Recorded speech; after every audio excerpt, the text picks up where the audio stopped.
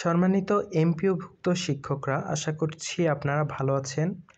আজকে আমরা দেখব বেতন গ্রেড 11 যাদের রয়েছে, পাশাপাশি যারা অষ্টম গ্রেডে চাকরি করছেন, তারা 1 নভেম্বর 2025 থেকে কি পরিমাণ বেতন পাবে, তার বেতন কত দাঁড়াবে সেটা আমরা দেখব। আমরা জানি 11তম গ্রেডের মূল বেতন 12,500 টাকা এবং তিনি বিশেষ সুবিধা পাবেন 15% এবং তার বাড়ি ভাড়া হবে সর্বনিম্ন 2,000 টাকা, চিকিৎসা ভাতা হবে 500 টাকা এবং তার মোট বেতন দাঁড়াবে 16,875 টাকা এবং তার বেতন থেকে মোট কর্তন করা হবে 10% অর্থাৎ 1,250 টাকা। সর্বসাকুল্যে তিনি বেতন হাতে পাবেন 15,625 টাকা। তবে যারা প্রথম ইনক্রিমেন্ট পাবেন তারা পাবেন 16,286 টাকা, যারা দ্বিতীয় ইনক্রিমেন্ট পাবেন তারা পাবে 16,980 টাকা। তৃতীয় ইনক্রিমেন্ট পেলে আপনার মোট বেতন আসবে 17,704 টাকা। এক্ষেত্রে আপনার বিশেষ সুবিধা সকলেরই 15%। আবার অষ্টম গ্রেড যারা রয়েছেন তাদের হচ্ছে মাত্র বিশেষ সুবিধা 10%। এছাড়া বাড়ি ভাড়া আমরা দেখতে পাচ্ছি সকল ইনক্রিমেন্ট যারা পাবেন, নবম ইনক্রিমেন্ট পাওয়ার পর আপনার বাড়ি ভাড়া সর্বনিম্ন আকারে 2,000 টাকাই থাকছে নভেম্বর পর্যন্ত, পরবর্তীতে যা বৃদ্ধি পাবে। এছাড়া আপনাদের চিকিৎসা ভাতা সবারই 500 টাকা করে। আমরা যদি এরপরে ইনক্রিমেন্টগুলো দেখি, নবম ইনক্রিমেন্ট যিনি পাবেন তার বেতনও হবে 24,867 টাকা এবং সেখান থেকে 1,985 টাকা অর্থাৎ 10% কর্তন করা হবে, অর্থাৎ 22,923 টাকা তিনি সর্বমোট বেতনটি তুলতে পারবেন।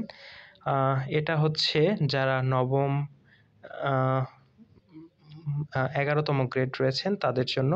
যেসব শিক্ষকরা জয়েন করেছেন নতুন করে, তারা এই বেতনটা পাবেন আগামী মাসের অর্থাৎ 1 নভেম্বর থেকে এটা কার্যকর হবে এবং পরবর্তী বছরের 26 সালের জুলাই থেকে কার্যকর হবে। সেটা হচ্ছে মূল বেতনের 15% আপনারা বাড়ি ভাড়া পাবেন। সেক্ষেত্রে আপনাদের বাড়ি ভাড়া 2,000 টাকাই থাকবে, 2,000-এর কিছু বেশি হবে যারা প্রথম ইনক্রিমেন্ট পান নাই তাদের জন্য।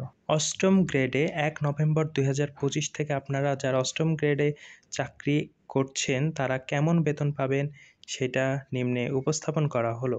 আপনার মূল বেতন যদি 23,000 হয়ে থাকে এবং প্রথম ইনক্রিমেন্ট আপনি পান তাহলে আপনার বেতন দাঁড়াবে 26,650 টাকা। আপনি যদি তৃতীয় ইনক্রিমেন্ট পেয়ে থাকেন তাহলে আপনার বেতন গিয়ে দাঁড়াবে 27,860 টাকা।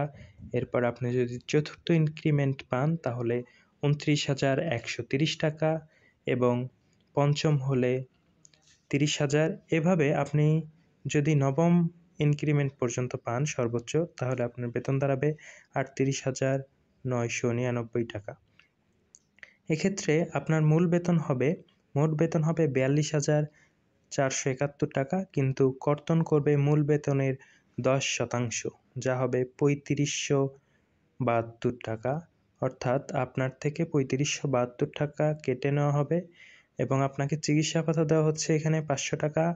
আপনারা যারা মূল বেতন 23,000 পাচ্ছেন তারা বাড়ি ভাড়া সোজা 2,000 টাকা পাবেন, সর্বনিম্ন এটা। এবং যারা আপনার ষষ্ঠ থেকে নবমের মধ্যে আছে তারা 2,200 এবং 2,600 এরকম পরিমাণে আপনারা 7.5% হারে বাড়ি ভাড়া পাবেন, যা অতীতে অনেক কম ছিল। এবং আপনাদের যে বিশেষ সুবিধা সেটাও হচ্ছে আপনারা পাবেন প্রায় মূল বেতনের 10% সবাই পাবেন। এক্ষেত্রে আমরা যদি দেখি, আপনি অষ্টম গ্রেডে চাকরি করেন তাহলে আপনার বেতন পাবেন, যারা প্রথম ইনক্রিমেন্ট পাবেন তারা পাবেন 25,000 থেকে 26,000-এর মতো এবং যারা হচ্ছে নবম ইনক্রিমেন্ট পাবেন তাদের বেতন দাঁড়াবে 38,899 টাকা। সবাইকে ধন্যবাদ।